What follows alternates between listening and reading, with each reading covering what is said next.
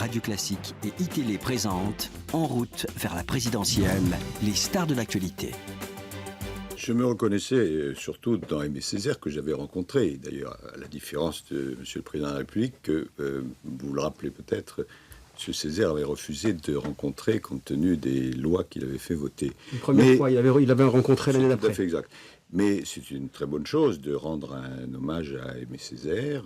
Et je trouve que M. Sarkozy a bien lu le discours de M. Guénaud, donc c'était intéressant.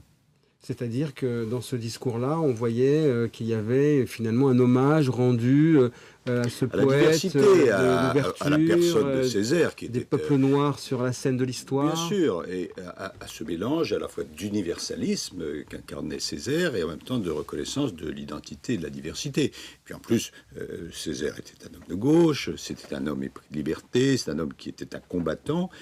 Et qui a, c'est le paradoxe, mais c'est le sort des grands hommes, et il faut le reconnaître, qui a combattu finalement toute sa vie exactement ce que représente M. Sarkozy. Mais cela dit, en tant que président de la République, c'était une très bonne chose qu'il lui rende hommage. Simplement, ce qui, moi, m'a frappé, c'est qu'au moment même, enfin, à quelques minutes près, où M. Sarkozy rendait hommage à Césaire et à la diversité, il donnait instruction à son ministre de l'Intérieur, M. Guéant, éminence grise, éminence même très grise, d'aller